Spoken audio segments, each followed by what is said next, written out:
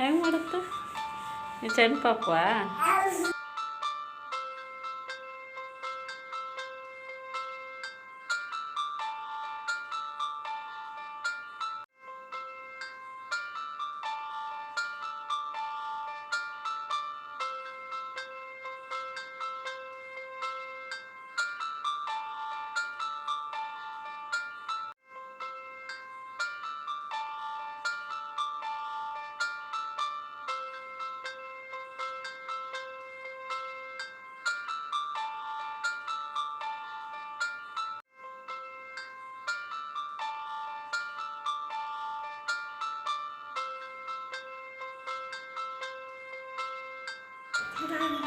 Super ಇದೆಯಾ?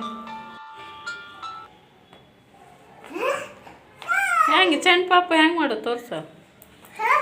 ಹೆಂಗೆ ಮಾಡುತ್ತೆ ಈ ಸಣ್ಣ ಪಾಪ? ಎಷ್ಟು ವರ್ಷ ನಿನಗೆ? 3 ವರ್ಷ ಸಣ್ಣ ಪಾಪುವ?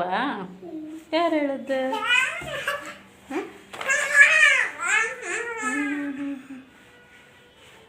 ಹಾಯ್, ನಮಸ್ಕಾರ ಎಲ್ರಿಗೂ. Welcome back to our channel.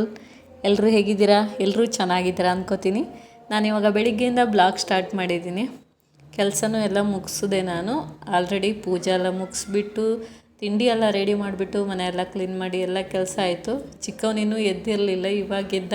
ಹಾಗಾಗಿ ಬೆಡ್ಶೀಟ್ ಎಲ್ಲ ಮಡ್ಚೋಣ ಅಂತ ಬಂದರೆ ಇವನು ಹೇಳೋಕ್ಕೆ ರೆಡಿ ಇಲ್ಲ, ನಾಟಕ ಮಾಡ್ತಾ ಮಲಗಿದ್ದ. ಅದನ್ನು ನೋಡೋದೇ ಒಂಥರ ಖುಷಿ ಆಯಿತು. ಸ್ವಲ್ಪ ಹೊತ್ತು ಬಿಟ್ಟು ಎದ್ಬಿಟ್ಟು ನಾಷ್ಟ ಎಲ್ಲ ಮುಗಿಸಿದ್ವಿ. ನೋಡ್ತಿರೋದು ಇದೊಂದಿಷ್ಟು ಉಳಿದಿತ್ತು, ಎತ್ತಿಟ್ಬಿಟ್ಟೆ. ಹಾಗೆ ಒಂದು ಸ್ಲಿಪ್ಪರ್ ಬುಕ್ ಮಾಡಿದ್ದೆ ನಮ್ಮ ಮನೆಯವರಿಗೆ. ಯಾಕಂದರೆ ಅವ್ರ ಕಾಲು ಫ್ಲ್ಯಾಟ್ ಸ್ಟ್ರೈಟ್ ಆಗಿದೆ, ಹಾಗಾಗಿ ನಿಂತ್ಕೊಂಡು ಪೇಯ್ನ್ ಒಂದು ಸ್ವಲ್ಪ ಸಿಕ್ಕಾಪಟ್ಟೆ ಆಗಿತ್ತು. ಹಾಗಾಗಿ ಡಾಕ್ಟ್ರು ಸಜೆಸ್ಟ್ ಮಾಡಿದ್ರಂತ ಆನ್ಲೈನಲ್ಲಿ ಬುಕ್ ಮಾಡಿದ್ದೆ. ಅದು ಇವತ್ತು ಡೆಲಿವರಿ ಆಗಿತ್ತು. ಅದೇ ಬಾಕ್ಸ್ ಓಪನ್ ಮಾಡೋಣ ಅಂತ ಓಪನ್ ಮಾಡ್ತಾಯಿದ್ದೆ. ಆದರೆ ನಾನು ಬುಕ್ ಮಾಡ್ತಾ ಒಂದು ಎಡ್ವರ್ಟ್ ಮಾಡ್ಕೊಬಿಟ್ಟಿದ್ದೆ. ಕರೆಕ್ಟಾಗಿ ಓದೇ ಇಲ್ಲ ಆ್ಯಕ್ಚುಲಿ. ಅದೇನೆಂದರೆ ಒಂದು ಗಿಫ್ಟ್ ಪ್ಯಾಕಿಂಗಿಗೆ 30 ರೂಪೀಸ್ ಅಂತ ಇತ್ತು. ನಾನು ಏನಂದರೆ ಲಕ್ಕಿ ಡೀಪ್ ಥರ ಆ ಥರ ಇಟ್ಟಿರ್ಬೋದು ಅಂತ ಅದನ್ನು ಆ್ಯಡ್ ಮಾಡಿಬಿಟ್ಟೆ. ಅದು ನೋಡಿದ್ರೆ ಸ್ಲಿಪ್ಪರ್ನೇ ಆ್ಯಕ್ಚುಲಿ ಗಿಫ್ಟ್ ಥರ ಪ್ಯಾಕ್ ಮಾಡಿಕೊಟ್ಟಿರೋದು. ಬಟ್ ಪ್ಯಾಕಿಂಗ್ ಮಾತ್ರ ತುಂಬಾ ಚೆನ್ನಾಗಿ ಮಾಡಿ ನೀಟ್ ಮಾಡಿಕೊಟ್ಟಿದ್ರು. ಹಾಗೆ ನಮ್ಮ ಮನೆಯವರಿಗೆ ಸ್ಲಿಪ್ಪರು ಕೂಡ ತುಂಬಾ ಕಂಫರ್ಟಬಲ್ ಅನ್ನಿಸ್ತು. ಯೂಸ್ ಮಾಡ್ತಿದ್ದಾರೆ, ಹೇಗೆ ಬರುತ್ತೆ ಏನೋ ಗೊತ್ತಿಲ್ಲ, ಅದು ಇನ್ನೇ ತುಂಬ ದಿನ ಹೋದ್ಮೇಲೆ ಗೊತ್ತಾಗೋದು. ಬಟ್ ಇವಾಗ ಸ್ವಲ್ಪ ಕಾಲಿಗೆ ಕಂಫರ್ಟೇಬಲ್ ಅನ್ನಿಸ್ತಾ ಇದೆ, ಯೂಸ್ ಮಾಡ್ತಾ ಇದ್ದಾರೆ. ಸ್ಲಿಪ್ಪರ್ ಸೈಡಲ್ಲಿ ಸ್ವಲ್ಪ ಹೈಟ್ ಕೊಟ್ಟಿರ್ತಾರೆ, ಯಾಕಂದರೆ ಕಾಲು ಫ್ಲ್ಯಾಟ್ ಇದ್ದಾಗ ಸೈಡಲ್ಲಿ ನಮ್ಮದೆಲ್ಲ ಸ್ವಲ್ಪ ಸ್ಪೇಸ್ ಇರುತ್ತೆ, ಅವ್ರಿಗೆ ಸ್ಪೇಸ್ ಇಲ್ಲ. ಹಾಗಾಗಿ ಸ್ವಲ್ಪ ಹೈಟ್ ಕೊಟ್ಬಿಟ್ಟಿದ್ದಾರೆ ಅಲ್ಲಿ. ಹಾಗಾಗಿ ಸ್ವಲ್ಪ ನಿಲ್ಲೋದಕ್ಕೆಲ್ಲ ಕಂಫರ್ಟ್ ಆಗುತ್ತೆ. ಅಂದರೆ ಜಾಸ್ತಿ ಹೊತ್ತು ನಿಲ್ಲೋದ್ರಿಂದ ಅವ್ರಿಗೆ ಪೇಯ್ನೆಲ್ಲ ಸಿಕ್ಕಾಪಟ್ಟೆ ಬರುತ್ತೆ. ಹಾಗಾಗಿ ಅದನ್ನು ಯೂಸ್ ಮಾಡಿ ಅಂತ ಅಂದಿದ್ದಾರೆ. ಅದಕ್ಕೆ ಬುಕ್ ಮಾಡಿದ್ದೆ. ಬಟ್ ಕ್ವಾಲಿಟಿ ಹೇಗಿದೆ ಅಂತ ಇನ್ನು ಯೂಸ್ ಮಾಡಿದ್ಮೇಲೆ ನೋಡಬೇಕು ಅಷ್ಟೇ. ಎಲ್ಲ ಓಪನೆಲ್ಲ ಮಾಡಿಬಿಟ್ಟು ತೆಗೆದಿಟ್ಬಿಟ್ಟೆ ನಾನು. ಆಮೇಲೆ ಮಧ್ಯಾಹ್ನಕ್ಕೆ ಅಡುಗೆ ಮಾಡ್ಕೊಳ್ಳೋಣ ಅಂತ ರೆಡಿ ಮಾಡಿಕೊಂಡೆ. ಇವತ್ತು ನಾಗರ ಪಂಚಮಿ ಆಗಿರೋದ್ರಿಂದ ದೇವಸ್ಥಾನಕ್ಕೆ ಬೇರೆ ಹೋಗಬೇಕಿತ್ತು. ಹಾಗೆ ಸ್ವಲ್ಪ ಸ್ವೀಟ್ ಮಾಡಬೇಕಿತ್ತು. ನೆನ್ನೆನೇ ನನ್ನ ಮಗಂದು ಆರ್ಡ್ರ್ ಆಗಿತ್ತು, ಪಾಯಸ ಬೇಕು ಅಂತ. ಹಾಗಾಗಿ ಪಾಯಸ ಮಾಡೋಣ ಅಂತಲೂ ರೆಡಿ ಮಾಡ್ಕೊತಿದ್ದೆ. ಅಡುಗೆಗೆ ಸಾಂಬಾರು ಟೊಮೆಟೊ ಸಾರು ಮಾಡಿದ್ದೆ. ಹಾಗೆ ರಾಜಗಿರಿ ಅಂದರೆ ನಮ್ಮ ಕಡೆ ಅದಕ್ಕೆ ಹರಿವೆ ಸೊಪ್ಪು ಅಂತಾರೆ, ಈ ಕಡೆ ಬಾಗಲಕೋಟೆ ಸೈಡು ರಾಜಗಿರಿ ಅಂತಾರೆ. ಅದನ್ನು ಪಲ್ಯ ಮಾಡ್ಕೊಳ್ಳೋಣ ಅಂತ ಇಲ್ಲಿ ರೆಡಿ ಮಾಡ್ಕೋತಾ ಇದ್ದೆ ನಾನು. ಈ ಪಲ್ಯನ ತುಂಬ ಸಿಂಪಲ್ಲಾಗಿ ಹಾಗೆ ಕ್ವಿಕ್ಕಾಗಿ ಮಾಡ್ಕೋಬೋದು. ಒಂದು ಬಾಣಲಿಗೆ 2-3 ಟೇಬಲ್ ಸ್ಪೂನ್ ಆಗುವಷ್ಟು ಆಯಿಲ್ ಹಾಕಿಬಿಟ್ಟು ಎಣ್ಣೆ ಕಾಯ್ತಿದ್ದಾಗೆ ಸಾಸಿವೆ ಹಾಗೆ ಉದ್ದಿನಬೇಳೆ ಕಡಲೆಬೇಳೆ ಹಾಕೋರು ಹಾಕ್ಬೋದು, ನಾನೇನು ಹಾಕಿಲ್ಲ. ಕರಿಬೇವು ಒಂದೆರಡು ಎಸಳು ಕರಿಬೇವು, ಹಾಗೆ ಕಟ್ ಮಾಡ್ಕೊಂಡಿರೋ ಹಸಿಮೆಣಸು, ಈರುಳ್ಳಿ, ಹಾಗೆ ಟೊಮೆಟೊನ ಕೂಡ ಆ್ಯಡ್ ಮಾಡಿಬಿಟ್ಟು ಚೆನ್ನಾಗಿ ಫ್ರೈ ಮಾಡಬೇಕು. ಅದಕ್ಕೆ ಸ್ವಲ್ಪ ಉಪ್ಪು ಹಾಕಿಬಿಟ್ಟು ಹಾಗೆ ಅರಿಶಿನನೂ ಕೂಡ ಆ್ಯಡ್ ಮಾಡಿಬಿಟ್ಟು ಚೆನ್ನಾಗೇ ಫ್ರೈ ಮಾಡ್ಕೊಂಡ್ಮೇಲೆ ಟೊಮೆಟೊ ಮೆತ್ತಗಾಗ್ತಿದ್ದಂತೆ ನಾವೇನು ಕಟ್ ಮಾಡ್ಕೊಂಡಿರ್ತೀವಿ ಸೊಪ್ಪನ್ನು ಅದನ್ನು ಚೆನ್ನಾಗಿ ತೊಳೆದ್ಬಿಟ್ಟು ಅದಕ್ಕೆ ಆ್ಯಡ್ ಮಾಡಿಬಿಟ್ಟು ಚೆನ್ನಾಗೆಲ್ಲ ಮಿಕ್ಸ್ ಮಾಡಿ ಒಂದು 5-6 ನಿಮಿಷ ಮುಚ್ಚಿಟ್ಬಿಟ್ರೆ ಚೆನ್ನಾಗಿ ಬೆಂದುಬಿಡುತ್ತೆ. ಆ ಸೊಪ್ಪೆಲ್ಲ ಚೆನ್ನಾಗಿ ಕರಗಿ ಬೆಂದುಬಿಡುತ್ತೆ.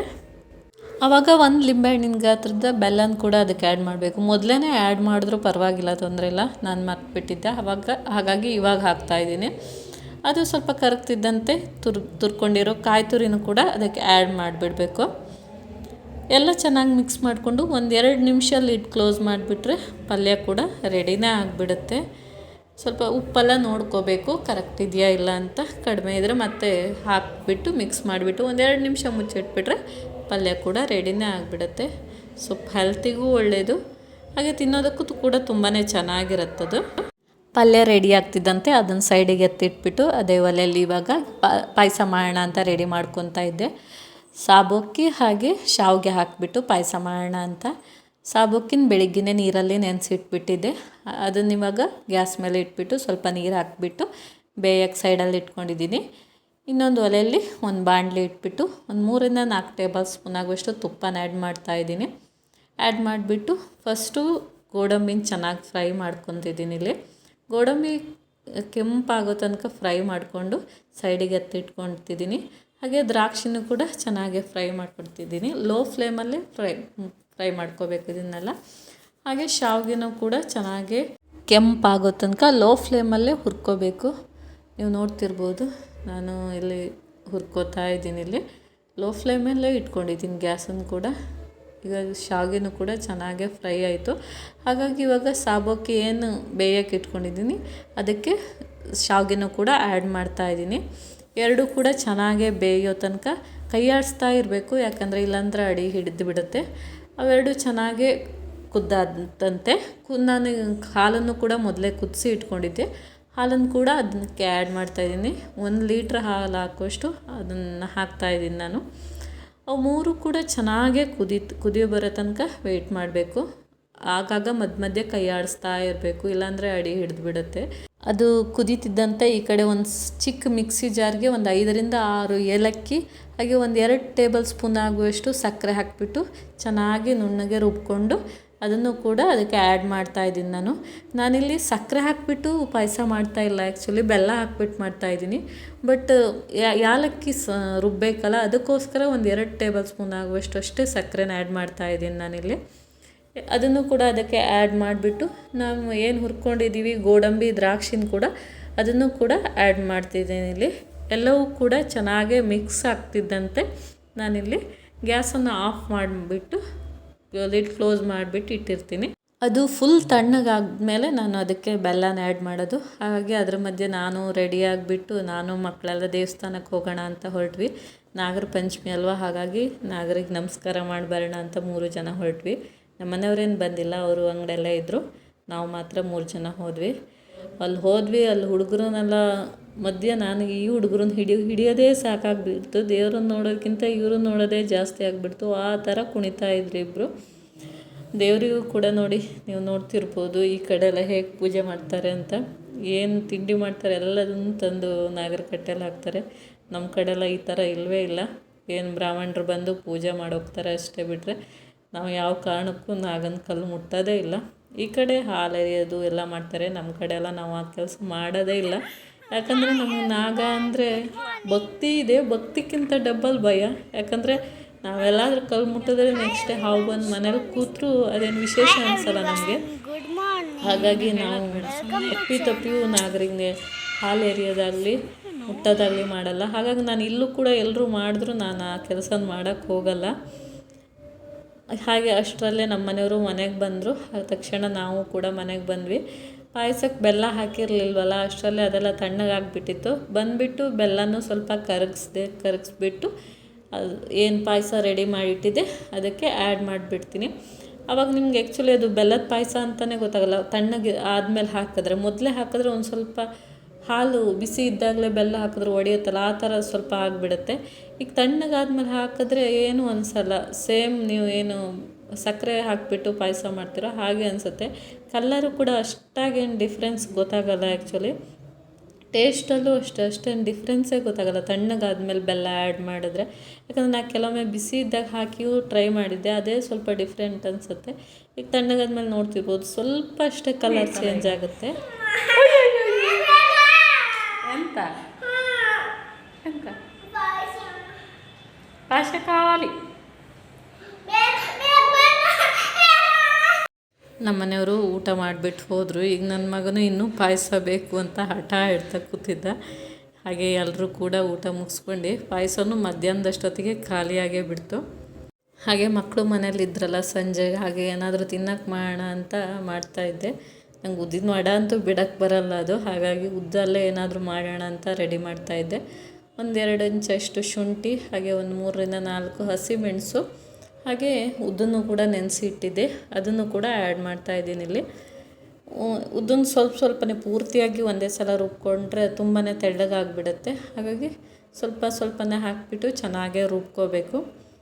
ಅವೆಲ್ಲ ಚೆನ್ನಾಗಿ ರುಬ್ಬಿ ಆದಮೇಲೆ ಒಂದು 2-3 ಟೇಬಲ್ ಸ್ಪೂನ್ ಆಗುವಷ್ಟು ರವೆ, ಚಿರೋಟಿ ರವೆ ಅದು ಹಾಕ್ಬೋದು, ಇಲ್ಲ ಬಾಂಬೆ ರವೆ ಆದರೂ ನಡೆಯುತ್ತೆ. ಅದನ್ನು ಹಾಕಿಬಿಟ್ಟು ಮಿಕ್ಸ್ ಮಾಡಬೇಕು. ಅವೆಲ್ಲ ಚೆನ್ನಾಗಿ ಮಿಕ್ಸ್ ಆಗ್ತಿದ್ದಂತೆ ಅದಕ್ಕೆ ಬೇಕಾದರೆ ತೆಂಗಿನಕಾಯಿನೂ ಕೂಡ ಕಟ್ ಮಾಡಿ ಹಾಕ್ಬೋದು, ಹಸಿಮೆಣಸನ್ನು ಕೂಡ ಕಟ್ ಮಾಡೇ ಹಾಕ್ಬೋದು. ಬಟ್ ಬಾಯಿಗೆಲ್ಲ ಸಿಗುತ್ತೆ, ನಮ್ಮ ಮಕ್ಕಳು ತಿನ್ನಲ್ಲ ಅಂದ್ಬಿಟ್ಟು ನಾನು ರುಬ್ತಾನೆ ಹಾಕ್ಬಿಡ್ತೀನಿ. ಅದು ಎಲ್ಲ ಹಾಕಿಬಿಟ್ಟು ಚೆನ್ನಾಗಿ ಮಿಕ್ಸ್ ಮಾಡಿಕೊಂಡು ಸ್ವಲ್ಪ ರುಚಿಗೆ ತಕ್ಕಷ್ಟು ಉಪ್ಪನ್ನು ಕೂಡ ಆ್ಯಡ್ ಮಾಡ್ಕೋಬೇಕಿಲ್ಲಿ. ಎಲ್ಲ ಚೆನ್ನಾಗಿ ಆ್ಯಡ್ ಮಾಡ್ತಿದ್ದಂತೆ ಗ್ಯಾಸ್ ಮೇಲೂ ಕೂಡ ಎಣ್ಣೆನೂ ಕೂಡ ನಾನು ಬಿಸಿಗಿಟ್ಟಿದ್ದೆ ಆಲ್ರೆಡಿ.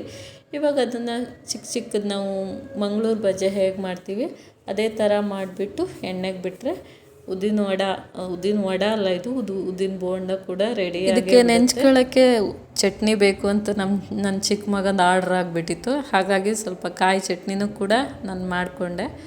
ನೋಡ್ತಿರ್ಬೋದು, ಲೋ ಫ್ಲೇಮಲ್ಲೇ ಕಾಯಿಸ್ಬೇಕು. ಇದನ್ನು ಜೋರಾಗಿ ಇಟ್ಕೊಂಡ್ರೆ ಗ್ಯಾಸನ್ನು ಏನಾಗಿಬಿಡುತ್ತೆ, ಮೇಲ್ಗಡೆ ಬೆಂದುಬಿಡುತ್ತೆ, ಒಳಗಡೆ ಸ್ವಲ್ಪ ಹಸಿ ಆಗಿಬಿಡುತ್ತೆ. ಲೋ ಫ್ಲೇಮಲ್ಲೇ ಇಟ್ಕೊಂಡು ಬೇಯಿಸ್ಕೋಬೇಕು.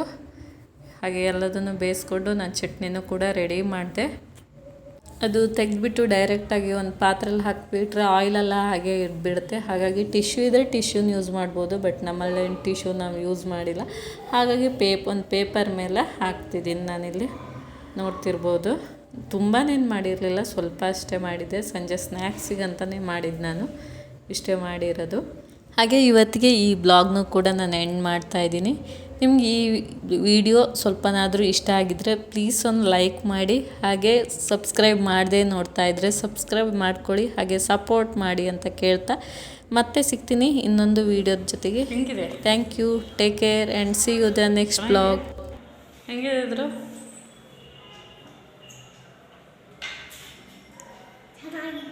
ಸೂಪರ್ ಇದೆಯಾ?